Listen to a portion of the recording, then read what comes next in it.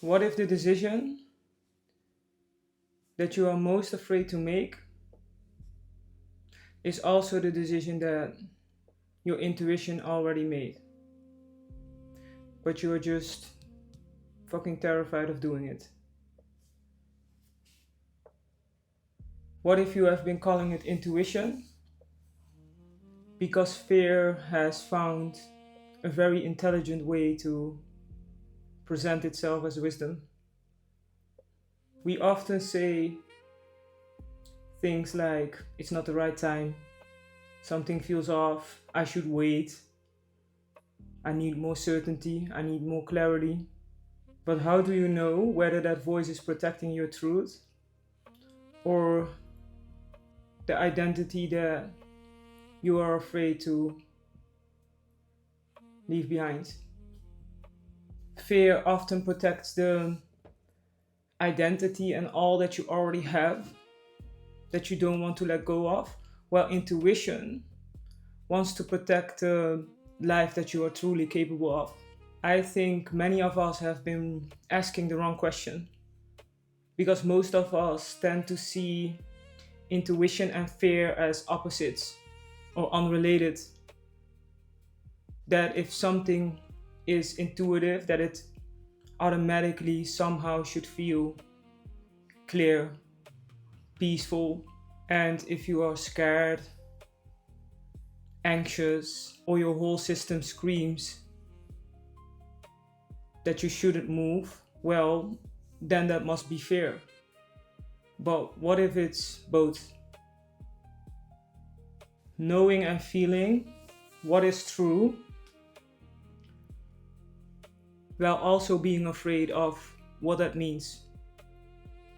Could that feeling be the consequence of knowing? Fuck. Why so serious? But what if it's both? Could that what you feel, fear, be the consequence of knowing? I've had moments where I knew exactly what I needed to do, but the second that I fully admitted that to myself, my whole system became afraid. The fear came because of the knowing. Let me give a couple of examples. When you know that you have to leave a certain situation and fear comes up.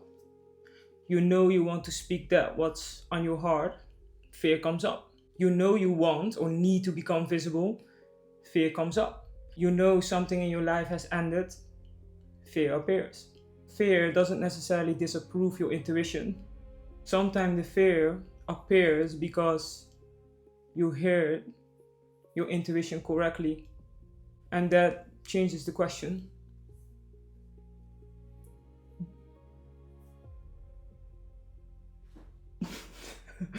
Wat is dit verhouding?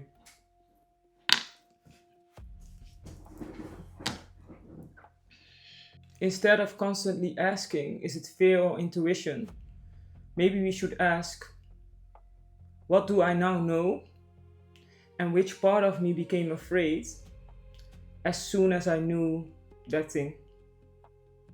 Because fear and intuition can almost sound identical. They can both say, don't move, or don't leave that specific situation. Both can tell you that something is wrong.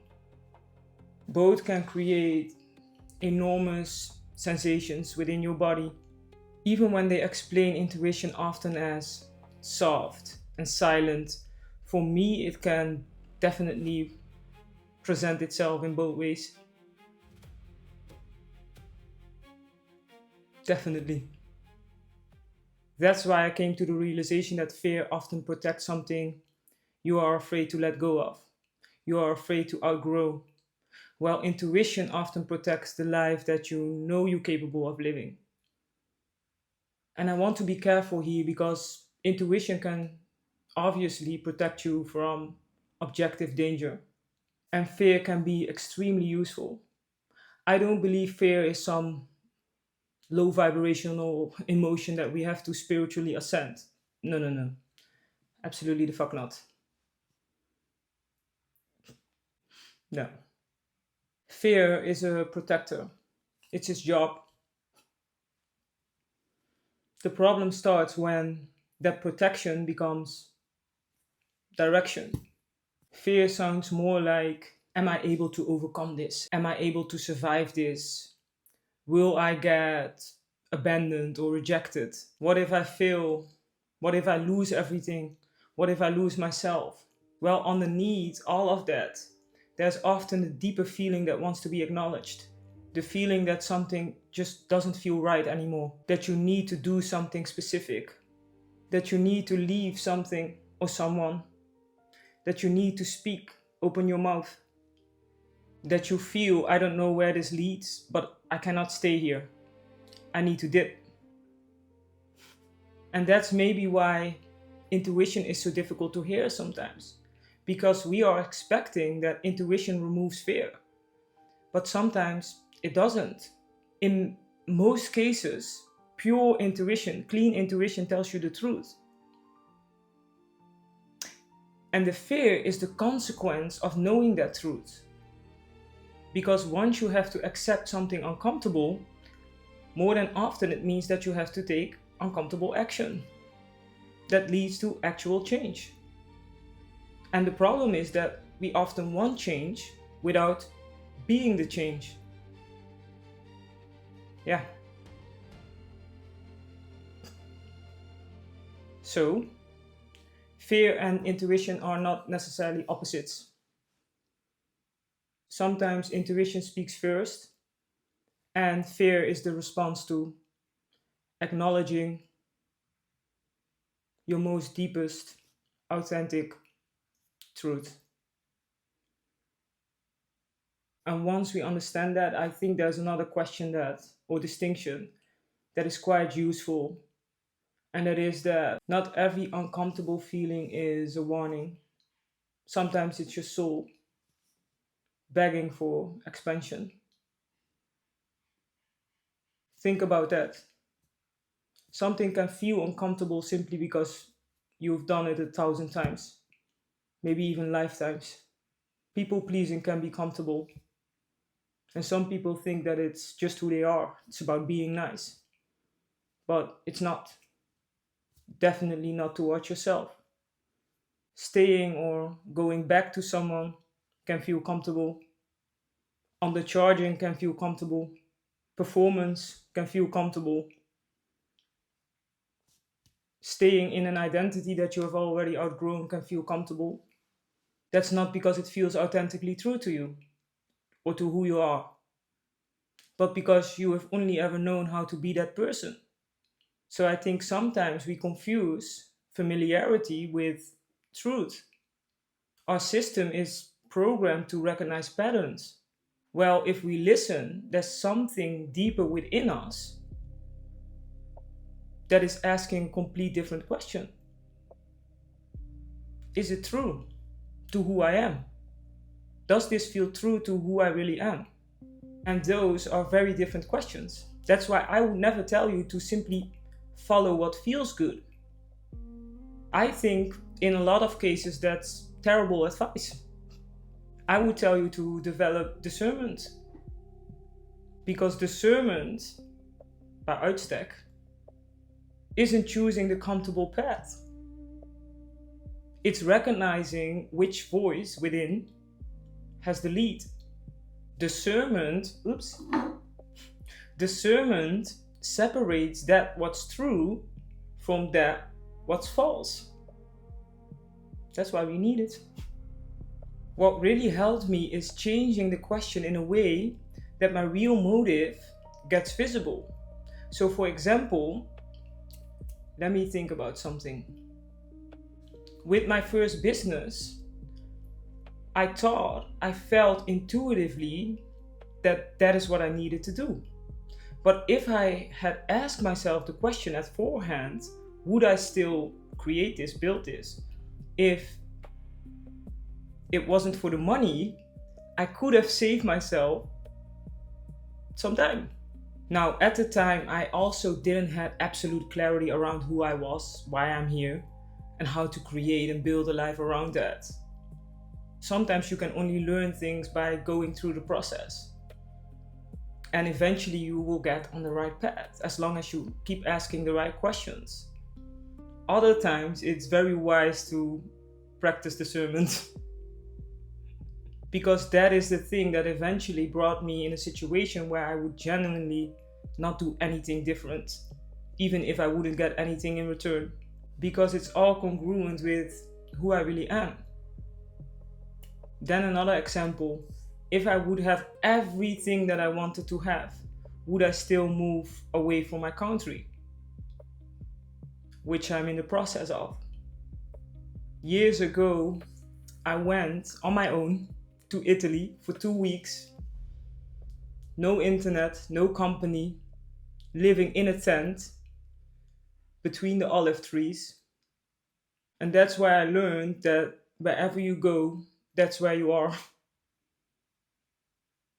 You can't run and escape from something that needs your attention.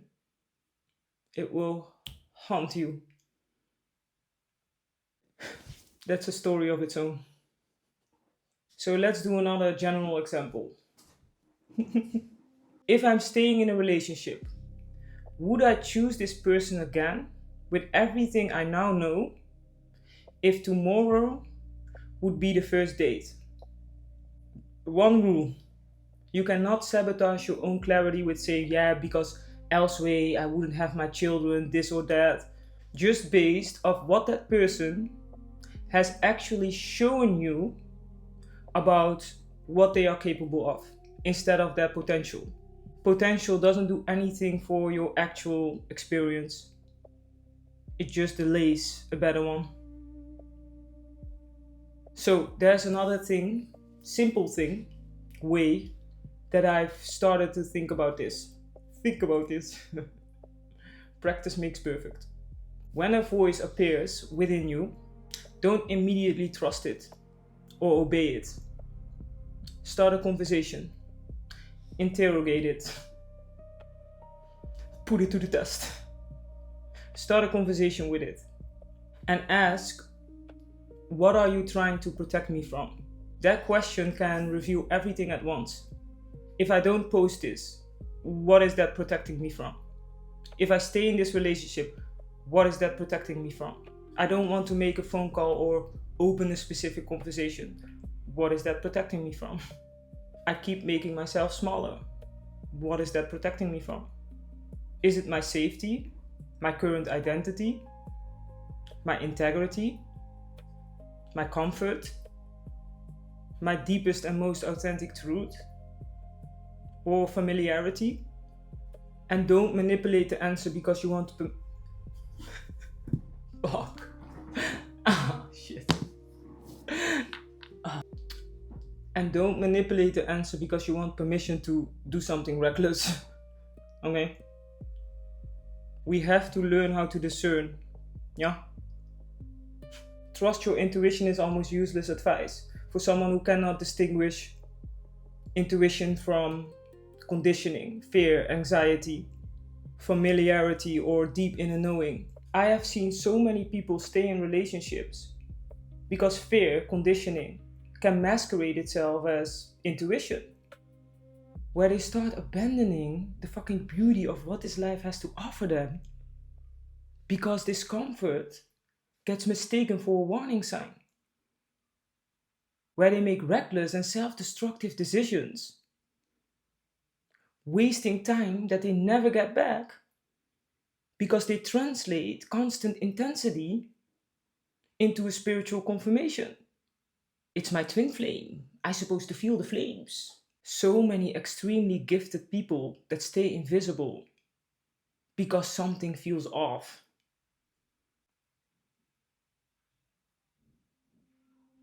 Something feels off. No, it just doesn't feel right. I think I have to wait a little more. Of course it doesn't feel right if you always go left. Go right to make it right. Something feels off. No, just need to wait a little bit more. No, it's not the time yet. Mother Teresa, maybe we alone cannot change the world, but we can cast a stone across the waters to create many ripples. It's time to do your job.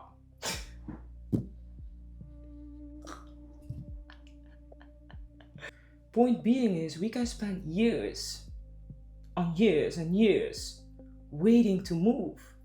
Doesn't feel right. The cost is not only time, it's money, opportunities, relationships, and ultimately the whole architecture of the life you create and experience. It's kind of a big deal. Listen, fear is not your enemy. Ego is also not the enemy. I don't care what they say. It's all moving through you. You just have to practice discernment and become a good steward of your own energy. Fear contains information, but information and instruction are not the same thing. I think that distinction alone could save people years and years of their lives. Intuition often tells us what needs some kind of movement. Our job is not to destroy one so we can hear the other. Our job is to become discerning enough to hold both. Gaan we weer. Such a child. To have courage is not to move through life without fear. It is to move despite feeling fear. And say, I hear the fear, I see, I acknowledge what you are afraid of, and I still know what I know. So, that to me is a completely different relationship with yourself. And it directly connects to self-trust. Because the more you trust yourself, the less you need every decision to arrive with absolute certainty, where you are not dependent on fear being absent, where you can hold uncertainty without losing yourself and simply listen. Stay present. And I think that's where the real question changes. Not how do I make sure that I'm never afraid. Not even how do I know with 100% certainty that this is intuition. But how can I become quiet enough and present enough to know what is authentically true to me? Because sometimes fear and intuition go hand in hand, where one will tell you or confirm to you what you already know, while the other one will tell you what that knowing might cost you. I believe that one of the highest forms of wisdom is the ability to not confuse the second one for the first one. So next time, if you find yourself asking, is this intuition or fear? Try asking something else. What do I know? No. And what am I afraid of? What do I know? And what am I afraid of? And what is each trying to protect? Because you might discover something interesting there. Maybe. Maybe.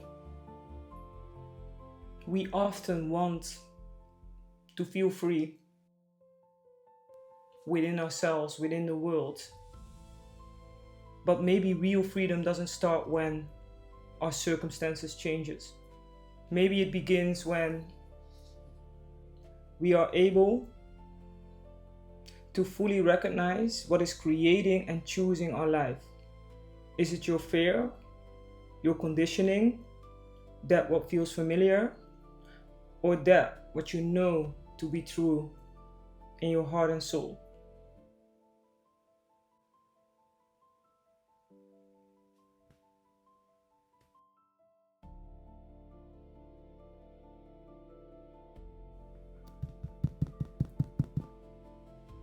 And if you can tell whether you are being led by fear, familiarity, intuition, or truth,